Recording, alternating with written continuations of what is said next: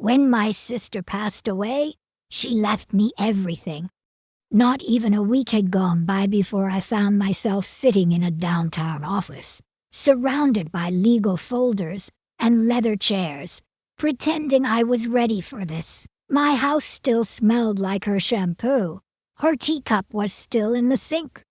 And now, suddenly, I was supposed to listen to a lawyer recite her last wishes, as if any of it would make sense without her in the world. It didn't feel real. For nearly 2 decades, she had been the only person who stayed after my kids left. She wasn't warm, not in the way people expect sisters to be, but she never left me ... That morning, I put on the navy blue suit she always said made me look like a woman who didn't take nonsense. I sat in the car for 10 whole minutes before I could bring myself to turn the key. The thought that everything that had once been hers, her home, her properties, her bank accounts would now be mine, I wasn't ready for that. I didn't want her things. I just wanted her back. The attorney's office was quiet and expensive. Mahogany furniture, framed certificates, silence that felt heavier than grief. Harold Bennett, her longtime lawyer, greeted me like someone who'd been through storms and still showed up in a tie. He didn't ask how I was, just nodded for me to sit. His voice was steady, lawyer precise. He read the will aloud, sentence by sentence, like it wasn't tearing something open inside me. She had left me everything, every dusty vase, every square foot of land, every dollar, and every key. She'd warned me in her own way offhand remarks during tea, scribbled notes in cookbooks. But hearing it spoken aloud still pulled something loose in me. The moment Harold closed the folder, someone knocked. Then came the door creaking open, and time stopped. Gregory stepped in first. He looked older, broader, thinner at the top, but he still had that same walk. That same polite smile meant to look like concern. Behind him came Susan, brittle and stretched thin, her mouth pulled tight around words she'd rehearsed. And trailing behind, as always, was Philip, still quiet, still unsure of his own shadow. 18 years. That's how long it had been since any of them looked me in the eye. No calls, no birthdays, no Christmas cards. Then, just like that, they walked into that office like they never left. Gregory said my name like it was nothing. Susan called me Mom. I didn't answer either of them. Harold stood, surprised but not stunned. He gestured toward the empty chairs. And they sat, just like that, as if they belonged. As if they hadn't walked out and slammed the door behind them nearly 2 decades ago.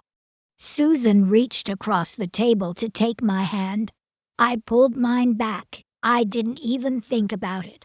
Philip mumbled something about reading the obituary and meaning to come sooner, but my eyes stayed on Harold. He looked back at me with a question he didn't say out loud. I didn't answer it either. Gregory cleared his throat. He said they were sorry for everything. Said they wanted to rebuild. He used that word, rebuild. And all I could think was, why now? Then I remembered something Beatrice told me once over tea. When people show up out of nowhere, she said, it's never out of nowhere. It's planned. So I let them speak. They said they'd changed, that life had taught them lessons, that they wanted to be a family again. They asked if I was eating, if the house felt too big, if I needed help with the estate. That's when I knew this wasn't about me. It wasn't about missing me. It was about what Beatrice left behind. Harold finally spoke. He thanked them for their concern and explained the estate had already been transferred. Lawfully, completely. Gregory nodded like he expected it. Susan's disappointment showed for half a second before she smoothed her face. Philip never met my eyes. When they left, Harold turned to me and asked if I wanted to take any action regarding their appearance. I told him no, because something in their posture told me this wasn't their last visit, and I wasn't about to flinch. Have you ever had someone come back into your life not because they missed you but because they realized you had something they wanted? If you have, I hope you chose yourself, because that's what I was about to do. And the story, well, it really began in the kitchen. It was the morning light that I remember most. It fell across the kitchen tiles like a spotlight on a memory I hadn't fully unpacked. The kettle started to whistle, and there she was, Beatrice, standing at the sink, holding a glass of water she hadn't touched. Her hair was pinned up tight like always. Her mouth in that familiar thin line that never gave anything away.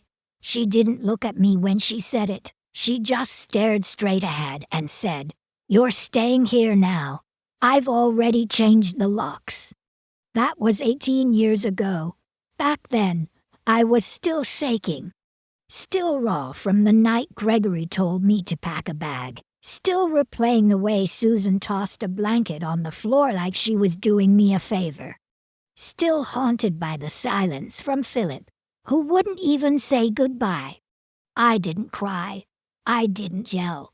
I just did what they asked. I left my house with a duffel bag and a coat. And I walked for blocks to a gas station, trying to remember who I could call. It was Beatrice who answered. She didn't ask questions. Didn't ask what happened. Didn't ask if I was okay. She just said, "Stay where you are. I'm coming." And she did. In that noisy black sedan with the loose muffler that rattled like coins in a coffee can. She popped the passenger lock from the inside, didn't say a word when I climbed in, just handed me a paper cup of tea and drove me back to her house. That night, I slept in her guest room under a quilt she'd folded herself. She didn't say much, she never did. But the next morning, there were eggs on the counter, fresh from the farmer's market, and the fridge. Stocked with whole milk, plain yogurt, strawberry jam, everything I liked. That was how she cared, not with hugs or pep talks, but with quiet, consistent acts that said, "I see you, and you can stay." So I stayed. The seasons turned.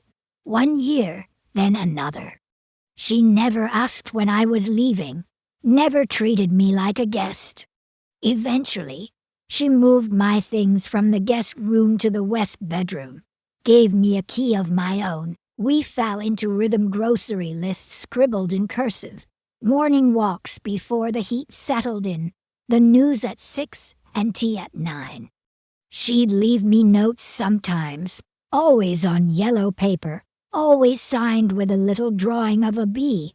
At first, I talked too much. I tried to fill the silence. But eventually I learned that silence can be kindness too. Not the absence of words, just the absence of pressure. People talk about pain like it's always sharp, but mine felt like walking into the ocean with all your clothes on, heavy, cold, impossible to shake off. It wasn't just the way they cast me out. It was how reasonable they made it seem. Gregory said I hovered too much. Susan said I drained her. Philip didn't say anything, but his eyes did. Beatrice never pressed for details. But she understood more than she let on, and that's what saved me. Her silence wasn't indifference. It was shelter. I started helping her around the house. Nothing big at first, just watering plants, sorting mail, organizing the files she kept in a neat little cabinet by the fireplace. She let me be useful again. She didn't say it, but I think that was her way of saying I belonged. We never used the word family, but there was something sacred in our quiet routines. The kind of closeness that doesn't need to be named to be real. Then, one evening maybe 10 years after I moved in, we were sitting in the sunroom. She had a glass of red wine in her hand, rare for her. She was never one for drinking, but that night she let herself relax a little. And she looked at me just once and said, "You stayed." That's all, just 2 words. No praise, no emotion, just the truth. You stayed. That moment stuck with me.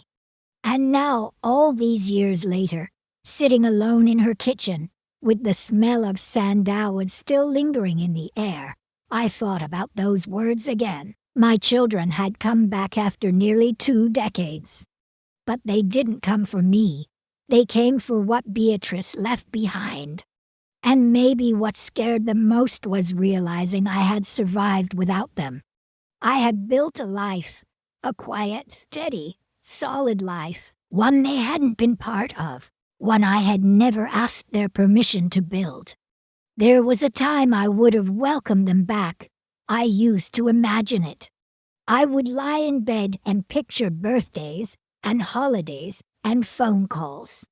I held space for them in my heart for years, but now that they were here, smiling too wide, asking too many careful questions, it wasn't reunion they wanted, it was access. And I wasn't the woman they left behind. I was someone who had learned how to live in silence without becoming invisible. I had learned that silence isn't weakness. It's strength with the volume turned down. And sometimes, staying is the bravest thing you can do. Harold handed me the envelope after the will reading, cream-colored paper. My name in Beatrice's careful slanted script. Nothing fancy. Just her, even in death, keeping things simple. He told me to read it at home, alone, so I waited until the house was quiet, until I could almost hear her voice in the walls. Then I opened it, just for paragraphs. But each word felt carved, not written. She knew my kids would come back. She knew they'd stir things up more than just old memories. She wrote that grief, mixed with unresolved love, was dangerous. That guilt was not the same thing as trust. That forgiveness didn't mean forgetting. She said she left everything to me not just out of love, but because I had stayed. Because I gave when I had nothing. Because she wanted me to finally believe that what I did mattered. The last line of the letter made me pause. You deserve to live without always waiting for the next door to close. I read it 3 times, because I understood it too well. Even in her home, even with her kindness, I'd spent years holding my breath, like I might be asked to leave again. But she'd seen it all, and even now, she was offering something I hadn't dared to claim before. A place to stay, a place to belong.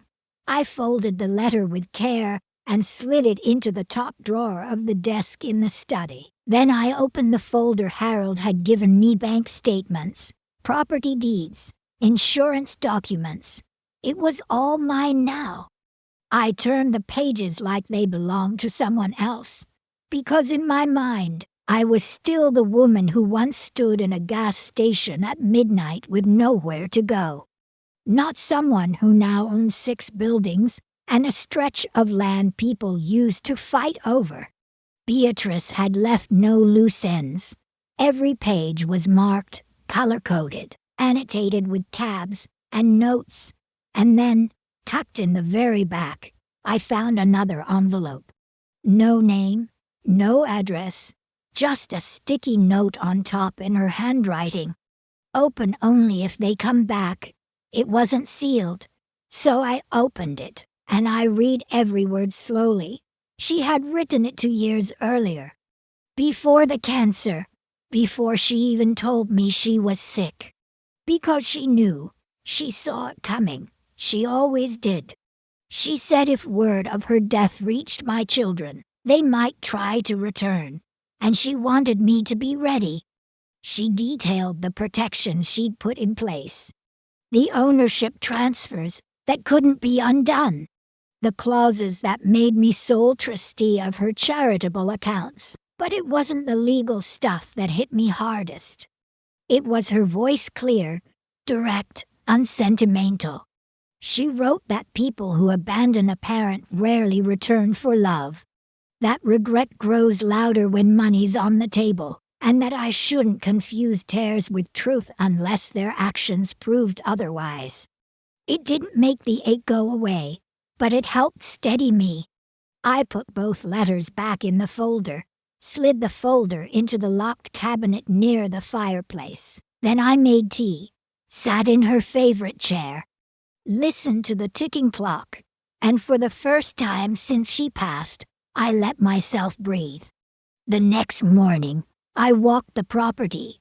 The land behind the house rolled gently, with trimmed grass and old pine trees lining the edge like sentries. Beatrice had kept it tidy, not fancy, just clean. The way she liked everything. I stopped at the stone bench beneath the elm and looked out at what she'd left me, and somewhere under that sky, I felt the version of myself that used to believe my kids would come back just because they missed me. But that woman was gone, or maybe she had faded slowly, 1 year at a time. I wasn't angry, not anymore. Anger had burned itself out years ago. What I felt now was quieter, not bitterness, just distance. Like a door I had closed from the inside and locked for good. I didn't hate them, but I no longer needed them to love me either. I needed something else. I needed to know I hadn't disappeared. That my story wasn't just the years they chose to forget. Inside, the house still smelled faintly of her sandalwood and mint. I sat at the kitchen table with a new notebook. I opened to the first blank page and began writing down every single thing Beatrice left behind. Every property, every tenant, every lease date, every note she had jotted in the margins. Not because I was afraid of losing control, but because I had made a decision. I would not let what she built turn into some transaction. I would carry it, like she did, with discipline, with dignity, with calm. That evening, the phone rang. Susan. I didn't answer. Then a text came through. We just want to talk, Mom. We were thinking of staying in town a little longer. Maybe stop by tomorrow. I stared at the screen for a long time. Not because I was surprised, but because a small part of me still wanted to believe it meant something good. But then I remembered what Beatrice wrote. You deserve to live without always waiting for the next door to close. So I turned the phone face down. I wasn't the same woman they left. And this time, I wouldn't wait for them to choose me again. They showed up that afternoon. I heard the knock first, 3 soft taps. Too polite to be desperate. I knew it was them before I even looked through the glass. Gregory stood on the porch in a beige jacket with the sleeves neatly rolled, like he'd just stepped out of a business lunch. Susan held a bakery bag, the scent of butter and sugar leaking through the paper. Philip hovered behind them, still looking at his shoes like they might offer a better script. I didn't invite them in, not right away. Gregory cleared his throat, said they were staying at the Lakefield Inn for a few days. Just to rest, just to reconnect, just to be near me. His tone was smooth, like it had been practiced in the mirror. Susan held out the bag of pastries. Said she remembered I liked croissants. I took it not because I wanted the pastries, but because I didn't want to give them an excuse to linger. Then I asked, "What do you want?" Gregory smiled, the kind of smile men use when they think charm still works. He said they didn't want anything, just to make sure I was okay. Said managing an estate this size could be overwhelming. Said I shouldn't have to handle it alone. Then Susan chimed in with the sentence, that told me exactly why they were here.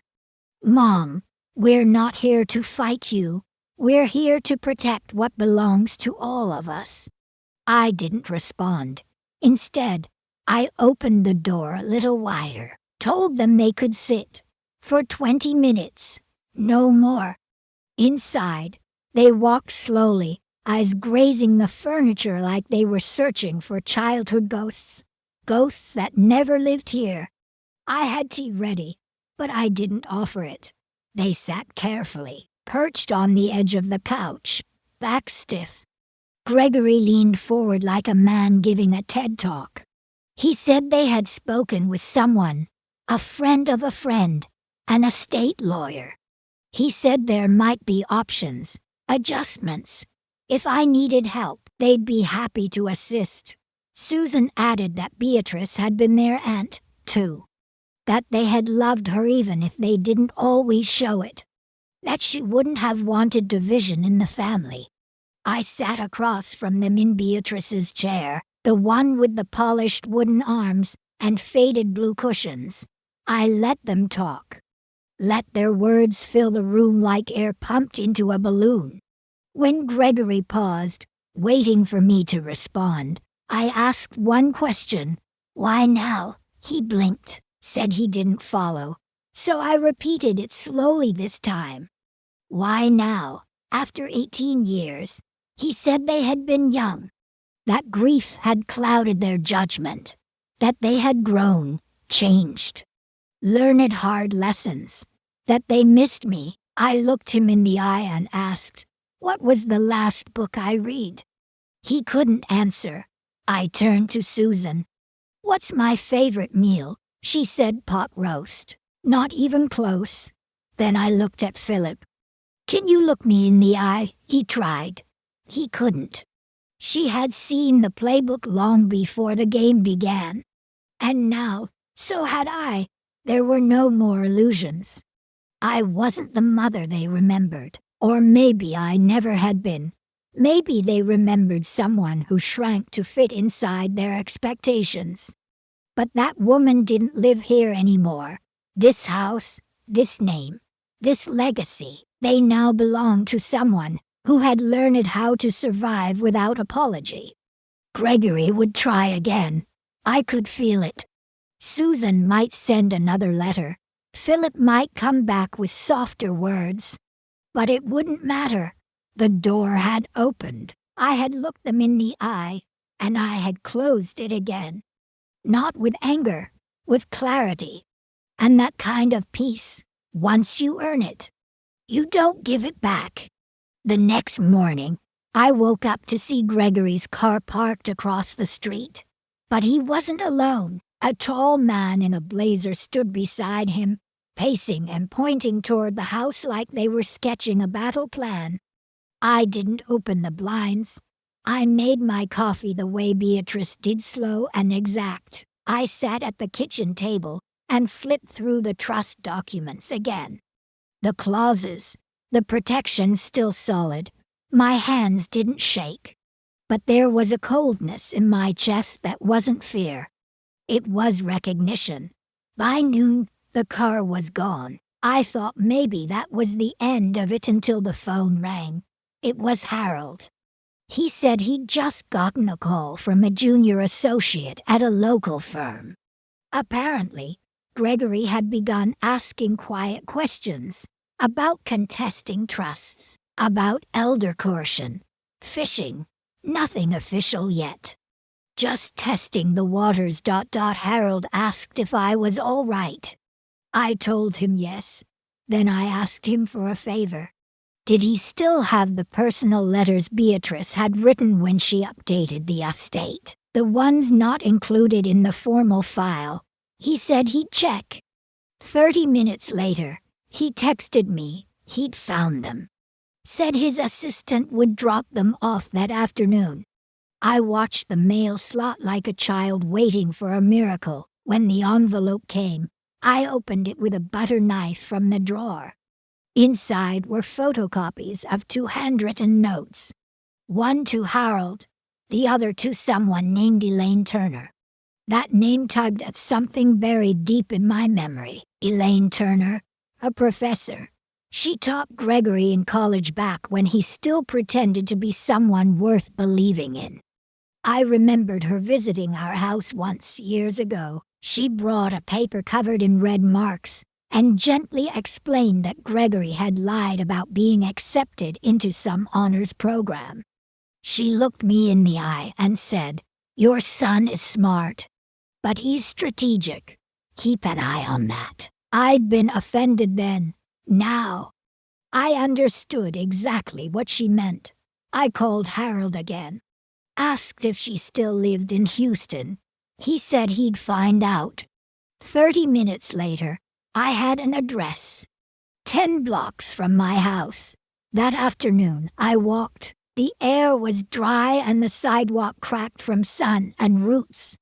I passed kids on bikes, shouting over each other, their voices bouncing off the quiet houses. Life kept moving even when you wanted it to stop. Elaine's house was simple brick with blue trim and a faded flag on the porch. I knocked once, waited. A full minute passed before the door opened. She hadn't changed much, older, yes, but still sharp, still steady. She looked at me and said, "You're Rosalind." I nodded. She stepped aside without another word. The house smelled like lavender and old books. We sat in a living room filled with oversized armchairs and shelves that bowed under the weight of years. She didn't ask why I'd come. She just poured tea into mismatched cups and waited. So I told her everything. The reappearance, the visit, the man in the blazer, the slow, calculated threats behind every smile. She didn't interrupt except to ask names, dates, and timelines. When I finished, she leaned behind the armrest and pulled out a folder. Inside were 3 typed pages, labeled ... annotated. She said she'd kept them, records from when Gregory was her student. Back then, she said, there had been incidents, subtle ones. Plagiarized papers, manipulated citations. A classmate's accusation that he'd submitted someone else's work. Nothing ever formally proven, but enough to stay lodged in her memory. 2 years ago, she said, Beatrice came to her. They met once, for lunch. Beatrice asked what she remembered. Elaine told her everything. Beatrice never explained why she asked, but now we both understood. I asked if she'd be willing to write a statement. Not legal, just personal. Something that outlined the pattern. She didn't hesitate. She said she already had. She slid it across the table. Her words were measured, exact. She didn't write like a mother. She wrote like a witness. She spoke about Gregory's charm, how it operated like camouflage, how brilliance could be weaponized when filtered through calculation, how manipulation could look like maturity in the right light. I held the letter in my lap. Then I looked up at her. She said Beatrice didn't just want me to have legal support. She wanted me to have moral witnesses, people who saw through the act, who could remind me that choosing distance wasn't cruelty, it was survival. I didn't thank her with words. I stood, folded the letter carefully, met her eyes, and didn't look away. That night, I slept 6 straight hours. No dreams, no memories clawing at my chest, just rest. Not because the danger had passed, but because the armor had started forming. And not out of hate, out of knowing that truth alone isn't enough. Sometimes you need proof, sometimes you need memory, and sometimes you need someone to say, "I saw it, too." The next morning, I sat at Beatrice's old desk. I opened the manila folder where I had started collecting everything. The trust documents, Elaine's letter, printouts of every message Gregory had sent. My own handwritten notes after each visit. It might have looked like clutter to someone else, but to me, it was armor, quiet, precise, undeniable. I called Harold again. He asked if I had slept. I told him the truth I had, finally. But not because I felt safe, because I felt clear. I told him about my meeting with Elaine, told him what Gregory had been circling around. Harold wasn't surprised. He said, "Rosalind, this is the part where they stop pushing and start smiling. They realize pressure doesn't work, so now it's charm. Polished charm." I hung up, and I waited. It didn't take long. By noon, Susan showed up, alone. She brought flowers, this time yellow tulips, just starting to wilt. I opened the door just wide enough to block her view of the living room. She smiled like we were friends again. Said she remembered I used to love tulips in the spring. I didn't bother correcting her. It was peonies I loved. Beatrice grew them in the backyard. I didn't invite her in. Instead, I asked her directly, "What do you want?" She hesitated, then asked if I'd heard from Gregory. I said, "Not lately." She said he was stressed, that he'd been looking into things. Not because of greed, but because he was worried. That big estates attract the wrong people. That he just wanted to make sure I was protected.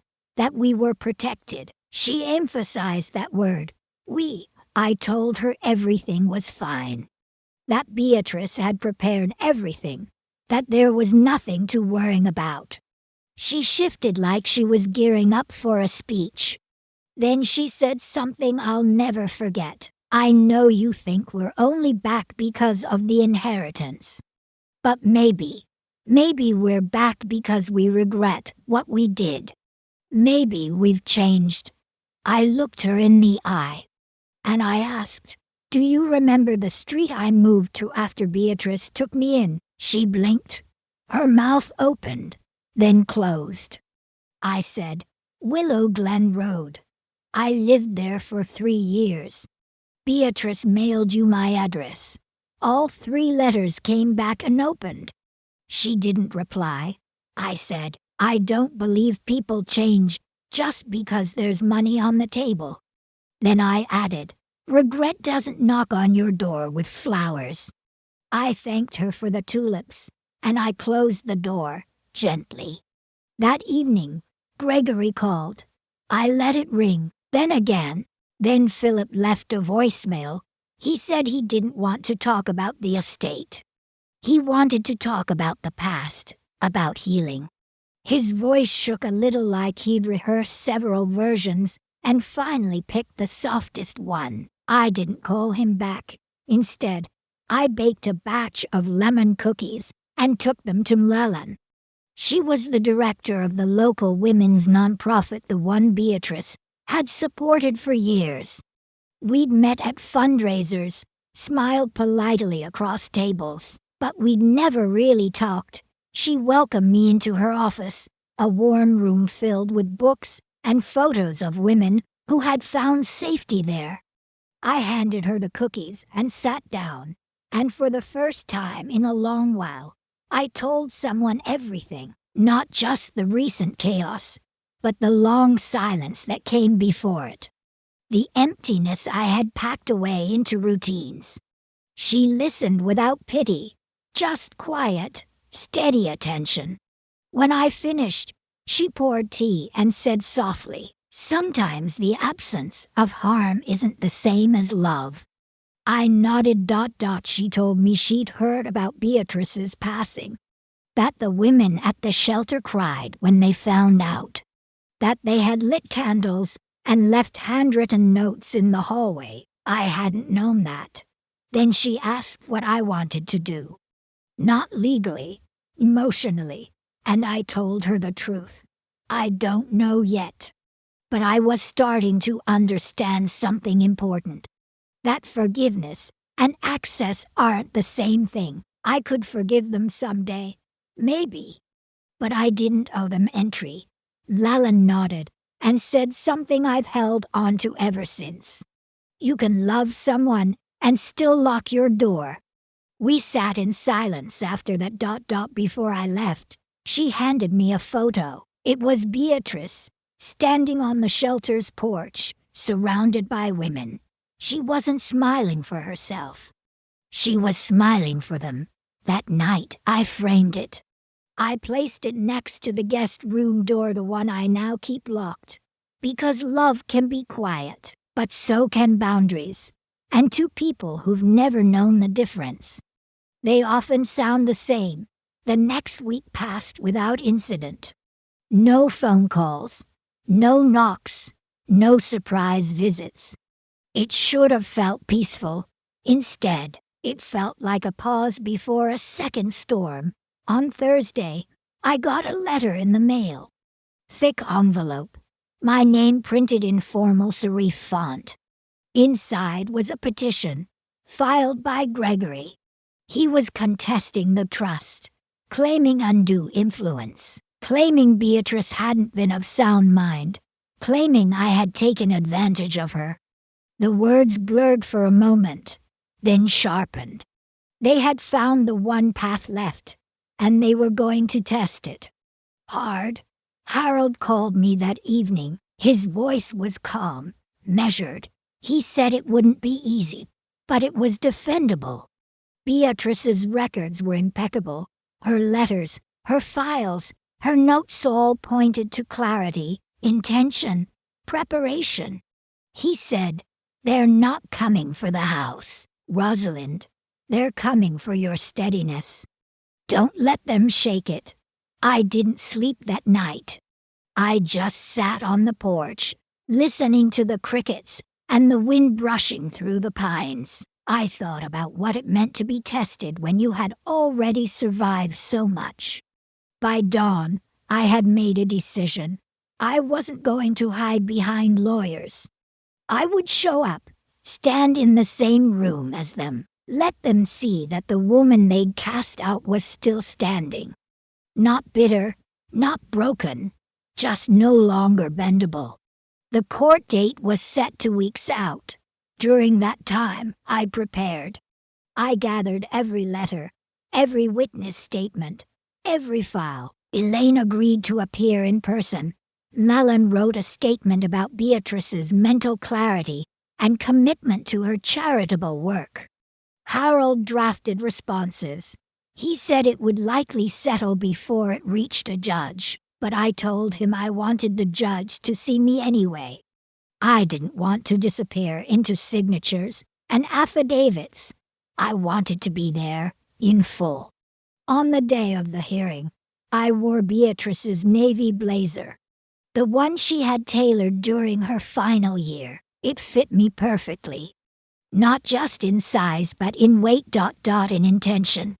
Gregory sat across from me in a gray suit that cost more than my first car.